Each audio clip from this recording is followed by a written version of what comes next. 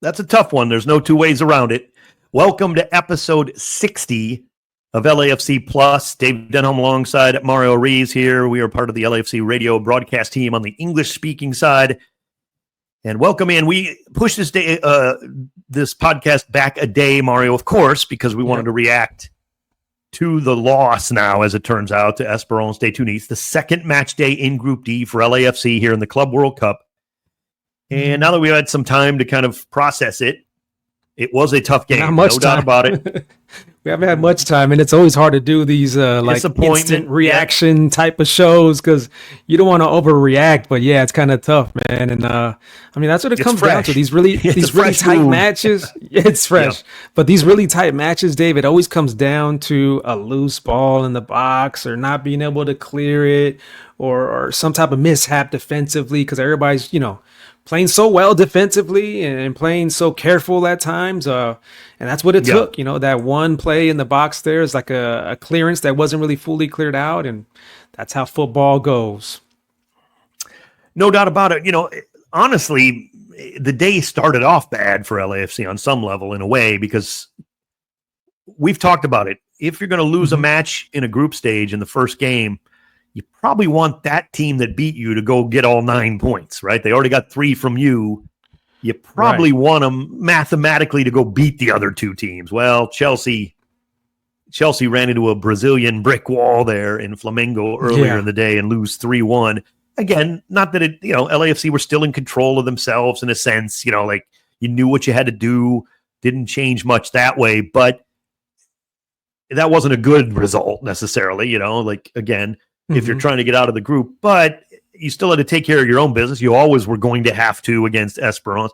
Here's the thing that's frustrating too. Yeah, you lose 1-0, you give up a goal, you get the penalty late, and Denis, it's just not his tournament, Mario. Sometimes, you got a few games. Remember, it's only 2 games. Like you're either going to come in and be hot or maybe you're not, and unfortunately, Denis Bouanga is a guy we rely on heavily, and if he has a couple of off games or just doesn't quite sync up with his teammates the way you hope, or maybe the defenses are good. Maybe they know they want to stop Denis Bouanga. Maybe they know what this team is about, right? They scout too.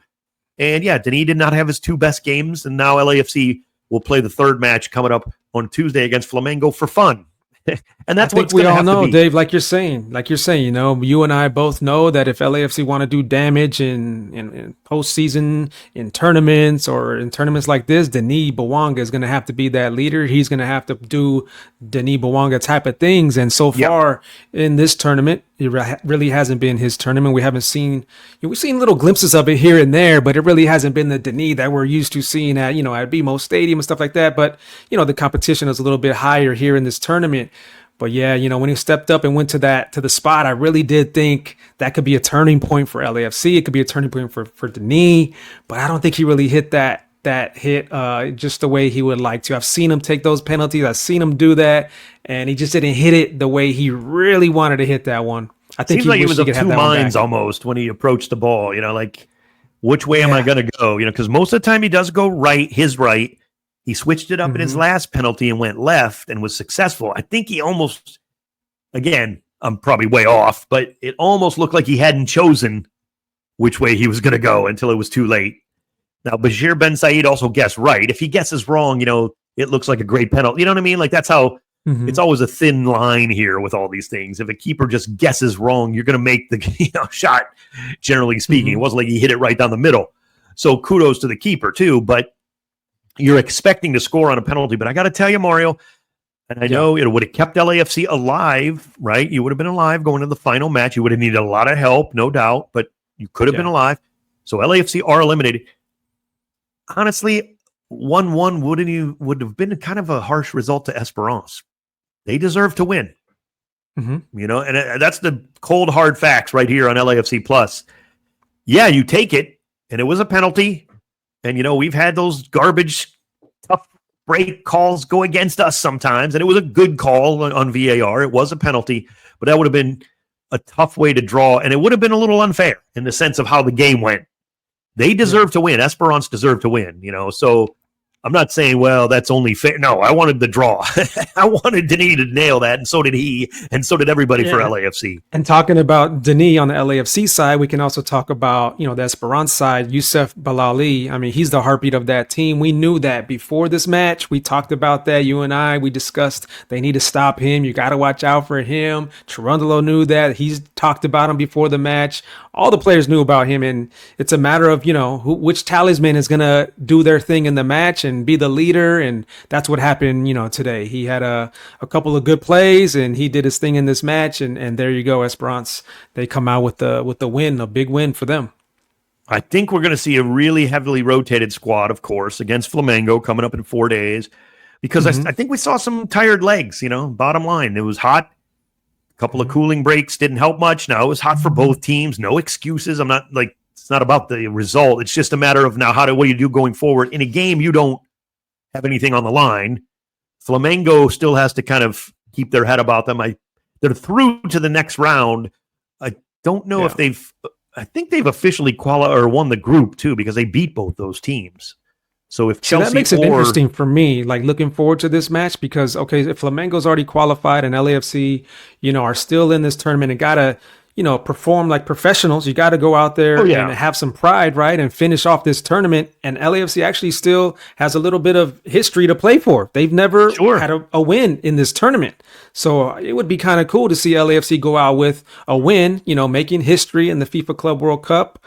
I'm still looking forward to that. I mean, I'm not sure what type of lineup, like you said, if there's going to be rotation or whatnot on both sides. So it's going to be interesting to see what happens in that match day 3 for LAFC. Yeah, I couldn't agree more. Also, though, too, it's kind of like going to the World Cup too. Every game is huge, Yeah, look, of course. Here's the bottom line: we're not trying to, soft shoe this. It's disappointing.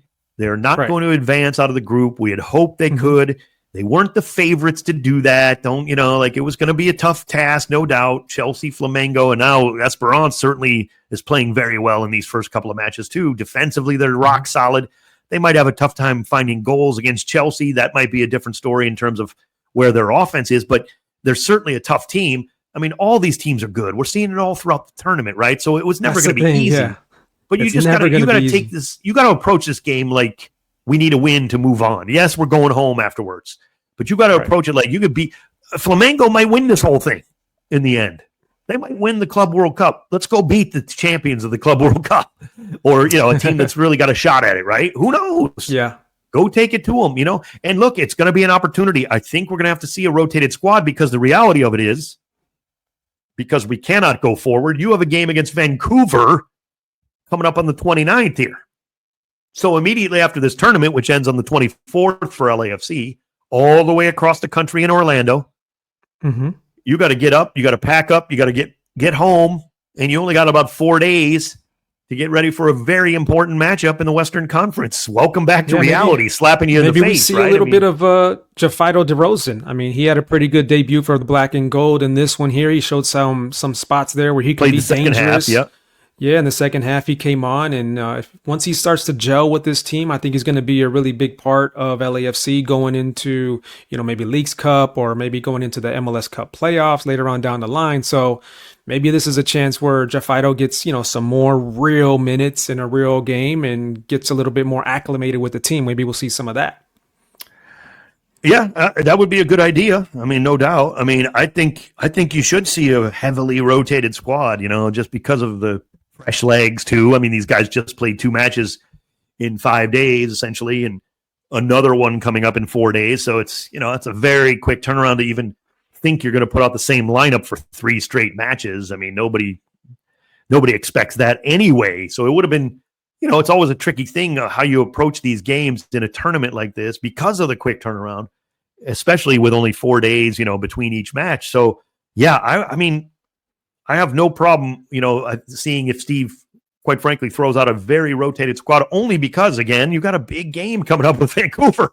Not to look too far ahead, because this Flamengo game is huge. I want to enjoy it and enjoy the Club World Cup with LAFC in it. Remember, all you haters out there, maybe part of the plus of LAFC Plus, you're hating on LAFC and the Black and Gold right now and living in our misery. We're here. We made it. Yeah. You didn't, unless you're Seattle or Inter Miami, and kudos to them for working their butts off in this tournament.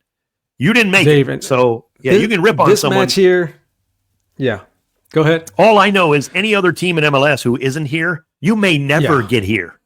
So don't get cocky. Like there's a possibility you never experience the Club World Cup. At least we are experiencing it. Look, sometimes you're going to take it on the chin. And that's look. You and I talked about it, Mario. Not to get too crazy, but I knew Esperance was going to be a tough match. I said that.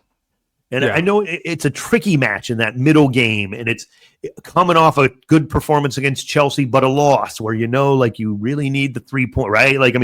You're not dead with a draw, but you really want to win that second game. That puts more pressure on you, and it's just – and Esperance knows they can get a victory over LAFC, right? They know they can beat us. They're a good team too. They know they can beat anybody, so they're going to come out flying. They want to win.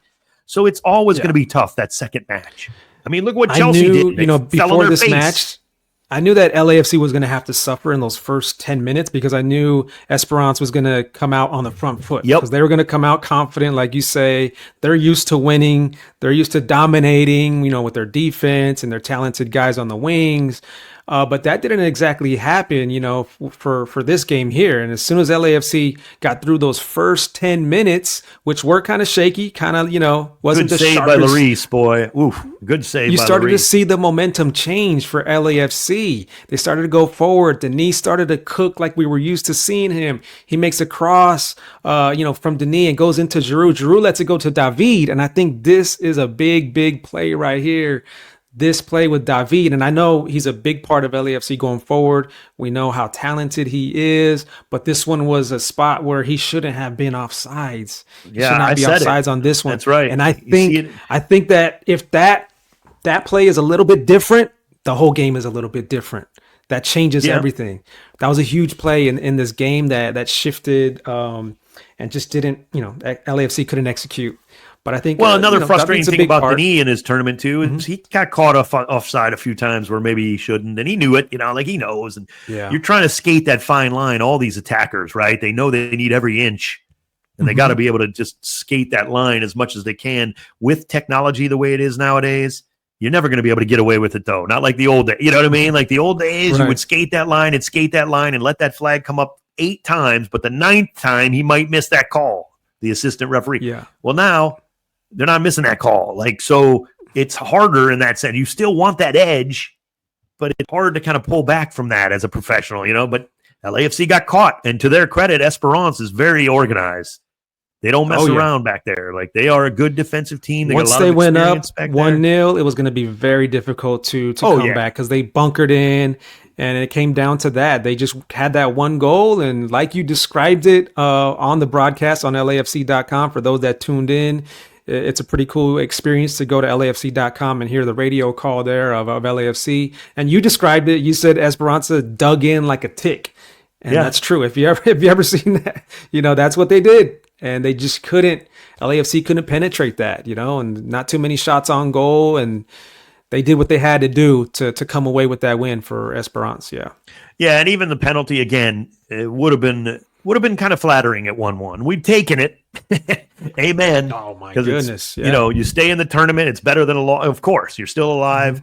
You go play your heart out against Flamengo, and who knows what happens. A red card early in a match to somebody that makes a bad, you never know. And then all of a sudden you're pouring it on and you get through, and so, we would have taken that PK, but just that's the kind of kind of summed up. It kind of summed up the two matches, right? Come up in the big games, right? Bel Ali, he comes up. I said he's the heartbeat of this team. He came up in the big moments, and that's what happened in this game. If you're going to be, a star player, you got to come up in these moments like this where the game is on the line and your team is depending on you. The fans know you. Even the opponent knows that you're the man they need to stop. But still, somehow, some way, you find the back of the net. And it's funny because the older I get, I know that sounds crazy. Whenever somebody starts a sentence with the older I get, look, it's painful. Believe me, you know me. I'm on the edge of my seat with these things. It hurts. It still hurts. And it's just fresh. We lost. And that's tough. That's always tough to take. But you do have to kind of pull back and realize, like a couple of weeks ago, we didn't even know we were going to be in this thing. Like, this is weird. And it's an odd situation. And the players had to go through that, all the highs of winning that and realizing you got to get ready now. You're going to, you have one more MLS game. They took care of, really took care of their business against Sporting Kansas City, not looking ahead. I think they were ready. They came out playing well against Chelsea, and they just stubbed their toe in this one. It's the bad time to do it, no doubt. And Esperance took advantage, and they should, and that's what a good team does. But that's a lesson to learn about a competition like this, right? This is not the first leg. No disrespect. This is not the first leg of the Champions League against, CONCACAF Champions League against some poor team from an island nation that has no chance to beat you. This is not, these are the Club World Cup. This is a different level, and every team can smack you in the face and punch you in the nose if you're not, at 100% of your game. And, and Esperance wasn't at 100% of their game until they scored, and then they dug in, and then they even give up a penalty that could have destroyed their Club World Cup too. I mean, if Denis buries it like you're going to do 90% of the time, they're bitterly disappointed, and it's crazy. That's just how the game is, right? If Igor Jesus hits the crossbar on his 89th minute header, fans are bitterly disappointed that we couldn't beat Club America. And again, and Club America would be in this turn, it's just, that's what sports are. Inches, fractions. And unfortunately, sometimes they hurt, even though it's a small little thing that does it. It hurts big, and that that's what we're going through as a family right now for Black and Gold. It's upsetting that we're not going to have a chance to get through. It was always going to be a tough test. We knew that, and it's going to be a tough test in that third game too. Yeah. I'm looking forward to it. I'm looking forward. There's some positives. Like I said, I want to get that first win in club history at a FIFA Club World Cup. Absolutely, that would be historic, right? So something to play for there, and then also to look forward to that atmosphere that Flamengo and their supporters and they bring, because they do it like no other. I mean, they had 54,000, I think, fans there today in their win against Chelsea. There was like 54,000 people there. 53,999 were for Flamengo. That's how deep they're rolling, and they provide the atmosphere on the pitch and in the stands. So that's something to look forward to as well in this next match for LAFC. And it's Flamengo. it's a great point, Mario, too, because I think sometimes when people look at one game, right, and they look at it like, Esperance lost to Flamingo 2-0. Flamengo beat them 2-0. And okay, maybe LAFC, this is the game we can go in and, but by the way, Flamengo goes out and beats Chelsea by 2 goals. The same thing they did to Esperance. And they dominated Chelsea in that game. Yep. They dominated that match. There was no fluke. They were the better That was not team. Chelsea having a bad game. That was No. That was a pretty good Flamengo, performance. You got to give it to Flamengo. All the credit to bag that win. That was huge for them. All of a sudden, not just because they beat us, but all of a sudden, Esperance is looking a lot better. Of course, they got the win tonight, and that obviously helps. And they're still alive. They got a tough test, no question about it, because the goal difference is not, still not with them. But they have to go beat Chelsea to move on. If they draw, that's not enough. Now, of course, that's a tough task. So maybe their Club World Cup will go no farther than ours will. But tip their cap. By the way, it's not meaningful to fans. There's still money on the line in every game. There's still actual money on the line for clubs to use if they can get victories. So there's plenty to play for. Let's go out and that Flamengo team. They've impressed me in the very, very first match when they beat Esperance de Tunis. They won that 2-0, very comfortable. But the thing about them is they took care of business when they knew they were supposed to take care of business, and that's what the good teams do. They don't look at a team and say, okay, maybe this team, they're going to be an easier match than some of the other teams. They just come out there, took care of business, and stuck to their game plan. And then now they've shaken up the group here with the big win over Chelsea, and they're moving forward like one of the threats that can kind of beat any team in this tournament. That's how good they've been playing. And that's the type of atmosphere that the whole entire club brings to any match. Well, holy cow. As we record this podcast after the game, by the way, CONMEBOL hasn't lost a match in this tournament. Nobody in that region. So now the individual teams don't really care about that. Let's be honest; they want to win their games, and that's all they really care about. But yikes, it's kind of showing you something here about the CONMEBOL region, as if we didn't already know that. A lot of us did in LA, certainly. Most of us in LA obviously respect the heck out of them and know exactly how good all those teams are in Brazil and Argentina and, you name them. If you go win Copa Sudamericana, Copa Libertadores, all those tournaments, good luck taking on those teams. We know that. And that's what we have to face in a few River days. Plate, these teams are solid teams. Yeah, they Gigantic all are threats teams. too. And you know what? Play their heart out. That's all. You're never going to get anything but 100% from any of those teams. Like, that's just the facts. They might not win every game, but they're going to make you work for it, and that's a good thing. And this tournament's been great. It will continue to be great. Let's enjoy it. We got a big match against Flamengo coming up on Tuesday. You can hear it on LAFC.com like you have been. We're going to bring you that match. It's going to be a lot of fun. We'll see what the lineup looks like, just because LAFC, again, will be right back at it in MLS, so there has to be some practicality there. That'll be kind of fun. Maybe we'll see some players who haven't been getting a whole bunch of minutes.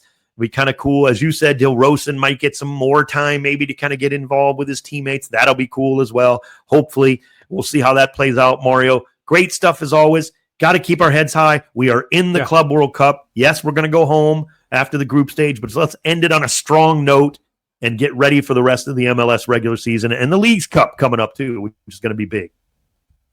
Yeah, let's keep our heads high. Let's try to have a good weekend. We'll get back at it next week. There's still one more game to play for. So let's get it, Black and Gold. That's Dave Denholm. I'm Mario Ruiz. We'll catch you next week on the next episode of LAFC Plus. Let's go, Black and Gold.